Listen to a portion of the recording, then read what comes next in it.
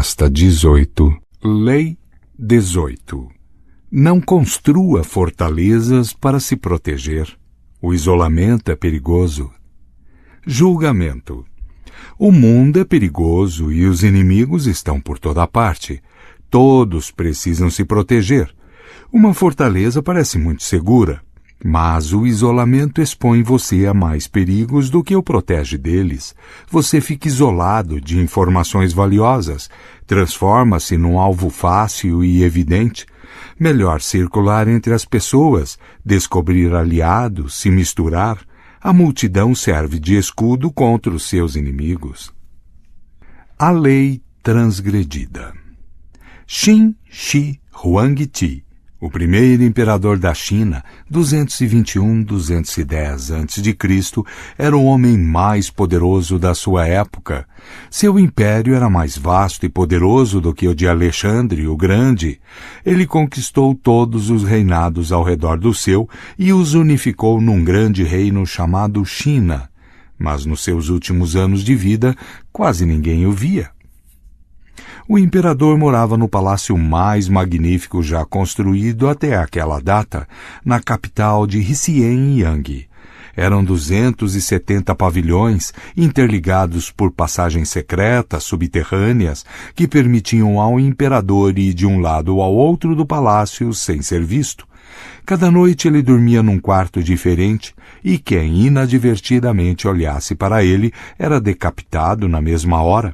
Apenas alguns homens sabiam onde ele estava, e se revelassem a alguém, morriam também. O primeiro imperador tinha tanto terror do contato humano que, se tivesse de sair do palácio, viajava incógnito, cuidadosamente disfarçado. Em uma dessas viagens pelas províncias, ele morreu subitamente. Seu corpo foi trazido de volta para a capital na carruagem imperial, acompanhada por uma carreta cheia de sal para disfarçar o cheiro do defunto apodrecendo. Ninguém deveria saber da sua morte. Ele morreu sozinho, longe das suas esposas, da família, dos amigos e dos cortesãos, na companhia apenas de um ministro e um punhado de eunucos. Interpretação. Shi Huangdi começou como rei de Qin, um guerreiro corajoso de ambição desvairada. Os escritores da época o descreveram como um homem com um nariz de vespa, olhos rasgados, voz de chacal e coração de tigre ou lobo. Ele às vezes sabia ser misericordioso, com mais frequência, porém, ele engolia os homens, sem escrúpulos. Foi por meio de trapaças e violências que ele conquistou as províncias ao redor da sua e criou a China, forjando uma única nação e cultura a partir de muitas.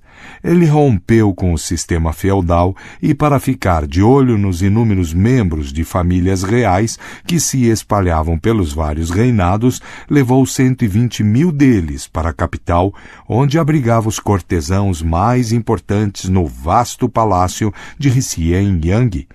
Ele uniu as diversas muralhas existentes nas fronteiras, transformando-as na grande muralha da China. Padronizou as leis do país, a sua língua escrita e até o tamanho das rodas dos carros. Como parte deste processo de unificação, entretanto, o primeiro imperador baniu os escritos e ensinamentos de Confúcio, o filósofo cujas ideias sobre a vida moral já eram virtualmente uma religião na cultura chinesa. Sob as ordens de Shi Huangdi, milhares de livros relacionados com Confúcio foram queimados e quem citasse Confúcio era decapitado. Com isto, o imperador conquistou muitos inimigos, estava sempre com medo, ficou até paranoico. Crescia o número de execuções. Um contemporâneo, o escritor Han Fei-tzu, observou que Qin tem sido vitoriosa há 4 gerações, mas vive em constante terror e apreensiva com a destruição. À medida que o imperador tentava se proteger, enfiando-se cada vez mais no seu palácio, ia lentamente perdendo o controle do seu reino. Eunucos e ministros colocavam em vigor políticas sem a sua aprovação e até conhecimento. Também tramavam contra ele. No final, era imperador apenas no nome e vivia tão isolado que quase ninguém soube da sua morte. Provavelmente foi envenenado pelos mesmos ministros conspiradores que incentivaram o seu isolamento. Este é o resultado do isolamento. Retire-se para uma fortaleza e você perde o contato com as fontes do seu poder. Você não ouve o que está acontecendo ao seu redor e perde o senso de limite. Em vez de ficar mais seguro, você se isola do conhecimento de que depende para viver. Não se distancie tanto das ruas a ponto de não escutar mais o que acontece por perto, inclusive o que estão tramando contra você. A lei observada. Luís XIV mandou construir o Palácio de Versalhes para ele e sua corte na década de 1660 e não havia outro palácio real igual no mundo. Como numa colmeia, tudo girava em torno do rei. Ele vivia rodeado pela nobreza que dividia apartamentos ao redor do seu e cuja proximidade dependia do posto que ocupavam. O quarto do rei ocupava literalmente o centro do palácio e era o foco das atenções. Todas as manhãs o rei era saudado nos seus aposentos com um ritual conhecido como o lever, o despertar. Às 8 horas da manhã, sua majestade era acordada pelo primeiro valete, que dormia aos pés da cama real. Em seguida, pajens abriam a porta e deixavam entrar aqueles que tinham uma função no lever. A ordem de entrada era rígida. Primeiro vinham os filhos ilegítimos do rei e seus netos. Depois os príncipes e princesas de sangue. Depois o seu médico e cirurgião. Seguiam-se os oficiais do guarda-roupa, o leitor oficial do rei e todos os encarregados de distraí-lo. Os próximos a entrar eram os vários funcionários do governo, em ordem ascendente de posto. Por último, mas não menos importante, chegavam os convidados especiais. No fim da cerimônia, o quarto estava apinhado de gente. Eram mais de 100 criados reais e visitantes. O dia era organizado de tal forma que toda a energia do palácio era direcionada para o rei e passava por ele. Luís era constantemente atendido por cortesãos e oficiais, todos lhe solicitando conselhos e julgamentos. A todas as perguntas ele em geral respondia: verei. Como Saint-Simon observou, se ele olhasse para alguém, se lhe fizesse uma pergunta, uma observação insignificante, os olhos de todos os presentes se viravam para esta pessoa. A distinção era comentada e crescia o prestígio. A privacidade no palácio era uma coisa impossível, até mesmo para o rei. Todos os quartos se comunicavam e todos os corredores levavam a quartos maiores, onde grupos de nobres se reuniam constantemente. As ações de todos eram interdependentes e nada nem ninguém passava despercebido. O rei não só cuidava que toda a alta nobreza estivesse presente na sua corte, escreveu Saint-Simon, como exigia o mesmo da nobreza menor. No seu lever e no seu coucher, durante as suas refeições, nos passeios pelos jardins de Versalhes, ele sempre olhava ao redor, observando tudo. Ficava ofendido se os nobres mais distintos não vivessem permanentemente na corte, e os que nunca, ou quase nunca, apareciam expunham-se a cair em desgraça. Se um destes desejasse alguma coisa, o rei dizia orgulhoso: não o conheço, e o critério era irrevogável. Interpretação. Luís XIV subiu ao poder no fim de uma terrível guerra civil, a Fronde. Uma das principais instigadoras da guerra tinha sido a nobreza, que se ressentia profundamente do crescente poder do trono e ansiava pelo tempo do feudalismo, quando os senhores governavam seus próprios feudos e o rei tinha pouca autoridade sobre eles. Os nobres perderam a guerra civil, mas permaneceram como um grupo à parte e ressentido. A construção de Versalhes, portanto, foi muito mais do que um capricho decadente de um rei amante do luxo. Ela teve uma função crucial. O rei poderia ficar de olhos e ouvidos atentos a todos e a tudo ao seu redor. A nobreza, um dia orgulhosa, se viu reduzida à disputa pelo direito de ajudar o rei a se vestir de manhã. Ali era impossível ter privacidade, não havia como se isolar. Luís XIV compreendeu muito cedo o grande perigo que significava para um rei isolar-se. Na sua ausência, as conspirações brotam como cogumelos depois da chuva, animosidades se cristalizam em facções e a rebelião estoura antes que ele tenha tempo de reagir. Para combater isso, a sociabilidade e a sinceridade são hábitos que devem não só ser encorajados, como formalmente organizados e canalizados. Foram estas as condições em Versalhes durante todo o reinado de Luís, uns 50 anos de relativa paz e tranquilidade. Ao longo de todo esse tempo, não caía um alfinete no chão sem que Luís ouvisse. O isolamento é um perigo para a razão, sem favorecer a virtude. Lembre-se de que o mortal solitário é certamente lascivo, provavelmente supersticioso e possivelmente louco. Dr. Samuel Johnson, 1709-1784. As chaves do poder. Maquiavel argumenta que, num sentido estritamente militar, a fortaleza é sempre um erro. Ela se torna símbolo do isolamento do poder e é um alvo fácil para os inimigos do seu construtor. Projetada para defender você, a fortaleza, na verdade, o isola de qualquer tipo de ajuda e tolhe a sua flexibilidade. Ela pode parecer inexpugnável, mas depois que você se enfiou lá dentro, todos sabem onde você está, e não é preciso ter êxito num cerco para transformar a sua fortaleza numa prisão. Com seus espaços pequenos e confinados, as fortalezas são extremamente vulneráveis à peste e a doenças contagiosas. Do ponto de vista estratégico, o isolamento de uma fortaleza não oferece proteção e cria mais problemas do que soluções. Como seres humanos são criaturas sociais por natureza, o poder depende da interação social e da circulação. Para se tornar poderoso, você deve se colocar no centro das coisas, como fez Luís XIV em Versalhes. Toda atividade deve girar em torno de você e você deve estar atento a tudo o que acontece na rua e a qualquer pessoa que possa estar armando planos contra você. Para a maioria das pessoas, o perigo surge quando elas se sentem ameaçadas. Nessas ocasiões, elas tendem a se retrair e cerrar fileiras, buscar a segurança em algum tipo de fortaleza. Ao fazer isso, entretanto, elas passam a depender das informações de um círculo cada vez menor e perdem a perspectiva do que ocorre ao redor. Elas perdem a capacidade de manobra e se tornam alvos fáceis. E o isolamento as torna paranoicas. Como na guerra e na maioria dos jogos estratégicos, o isolamento quase sempre precede a derrota e a morte. Nos momentos de incerteza e perigo, você precisa lutar contra este desejo de se voltar para dentro.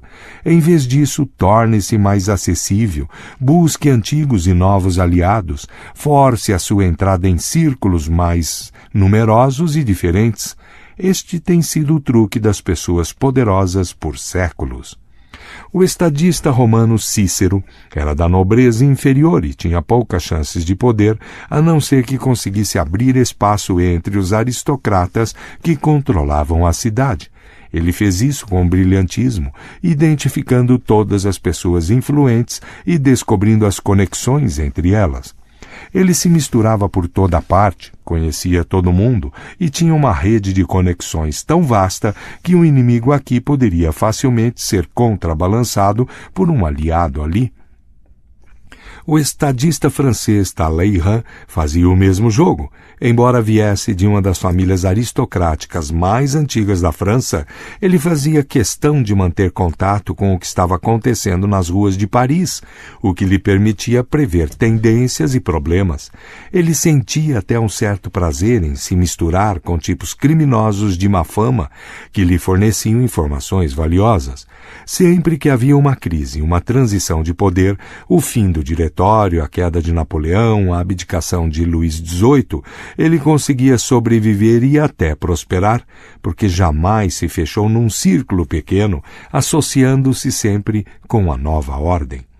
Esta lei é para reis e rainhas e para quem está nos níveis máximos do poder.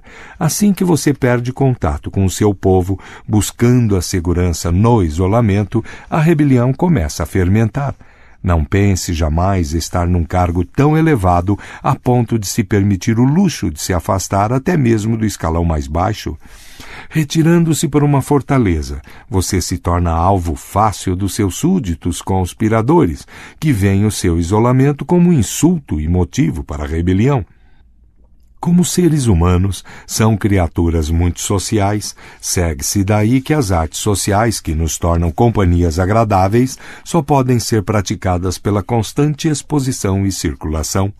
Quanto mais você está em contato com os outros, mais gracioso e à vontade você se torna. O isolamento, por sua vez, gera uma estranheza nos seus gestos que leva a um isolamento ainda maior quando as pessoas passam a evitar você.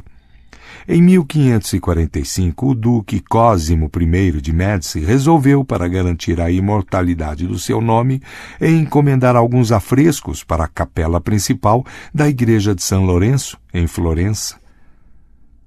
Ele podia escolher entre vários bons pintores e acabou ficando com Jacopo da Pontormo. Já com uma certa idade, Pontormo quis fazer destes afrescos a sua obra-prima e herança para a humanidade.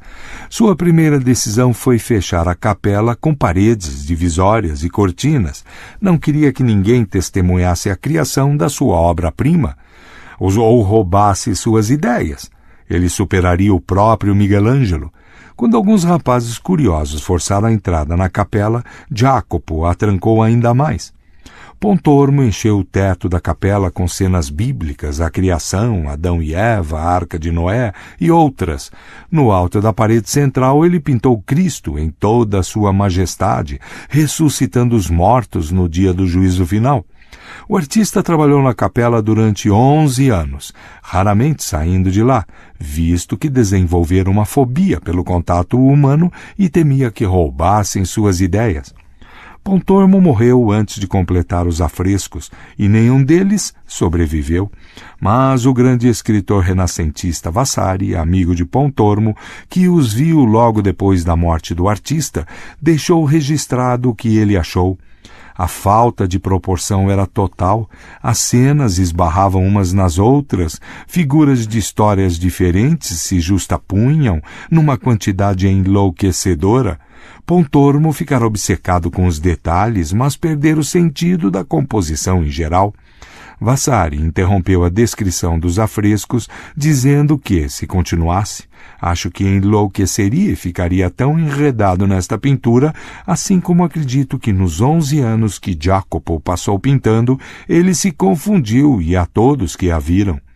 Em vez de coroar a carreira de Pontormo, a obra foi a sua ruína.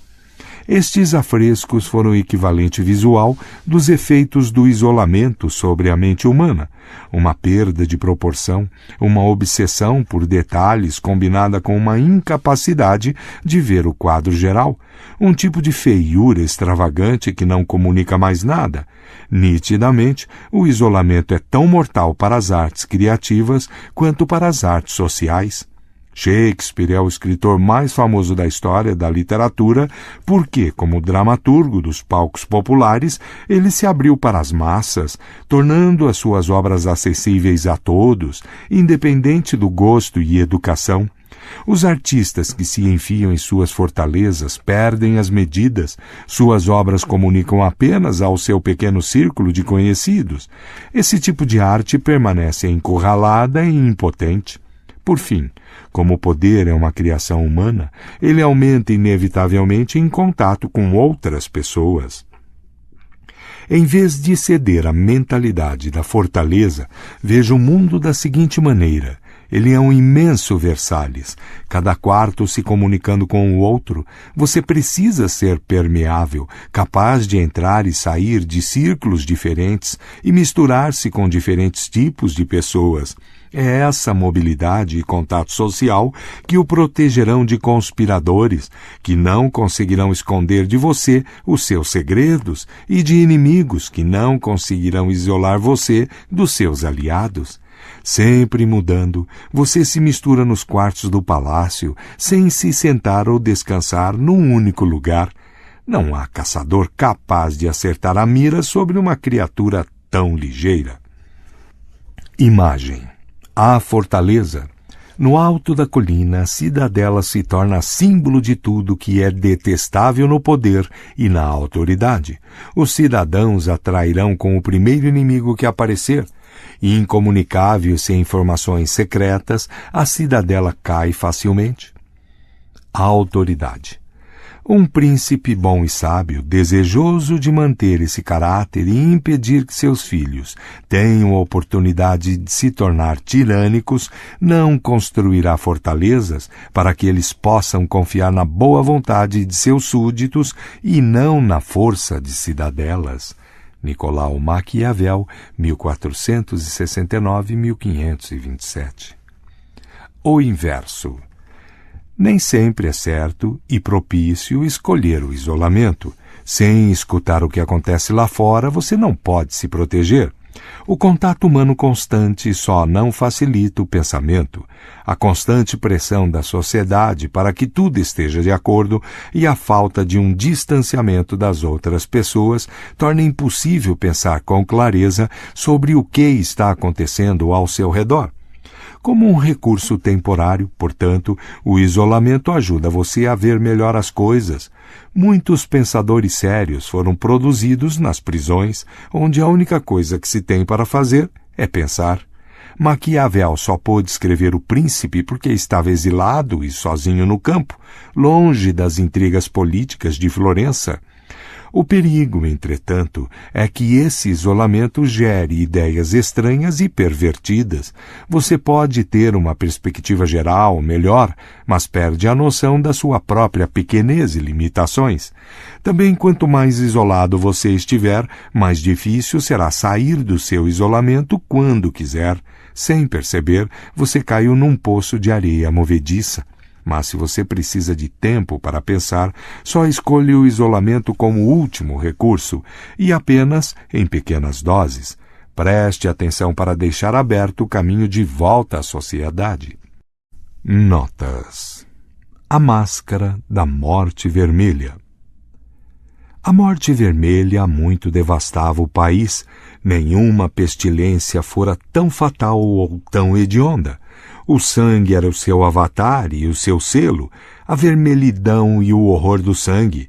Eram dores agudas, a súbita tontura e aí sangramento intenso pelos poros e a morte. E todo o ataque, progresso e término da doença acontecia em meia hora. Mas o príncipe próspero era uma pessoa feliz, destemida e sagaz. Quando a população dos seus domínios já estava reduzida à metade, ele reuniu uns 1000 amigos sadios e despreocupados entre os cavaleiros e as damas da sua corte, e com eles se retirou na profunda reclusão de uma das suas abadias encasteladas. Era uma estrutura ampla e magnífica, criação do próprio gosto excêntrico, porém augusto, do príncipe. Um muro forte e alto a cercava. Este muro tinha portões de ferro. Os cortesãos, depois de entrar, trouxeram fornos e pesados martelos e soldaram os ferrolhos. Resolveram não deixar meios de entrada nem de saída para os súbitos impulsos de desespero ou frenesi lá dentro. A abadia tinha fartas provisões. Com tais precauções, os cortesãos poderiam desafiar o contágio. O mundo exterior ficaria por sua própria conta. Enquanto isso, era tolice se lamentar ou pensar. O príncipe tinha providenciado tudo o que fosse necessário para o prazer. Havia bufões, improvisatori, dançarinos, músicos, havia beleza e vinho. Lá dentro tinha tudo isso e mais a segurança. Fora ficou a morte vermelha. Lá pelo 5º ou 6º mês de reclusão, e enquanto a pestilência graçava furiosa lá longe, o príncipe Próspero distraía seus 1000 amigos num magnífico baile de máscara. Era um espetáculo voluptuoso, aquela mascarada, e a festa seguia vertiginosa, até que finalmente ouviu-se o soar da meia-noite no relógio. E foi talvez assim que, antes que se calassem totalmente os últimos ecos da última badalada, muitos indivíduos, distraindo-se atentos com uma figura mascarada que ninguém percebera antes. A figura era alta e lúgubre, envolta dos pés à cabeça em trajes mortais. A máscara escondendo o rosto era tão parecida com a de um corpo enrijecido que o olhar mais atento teria dificuldade em perceber a fraude.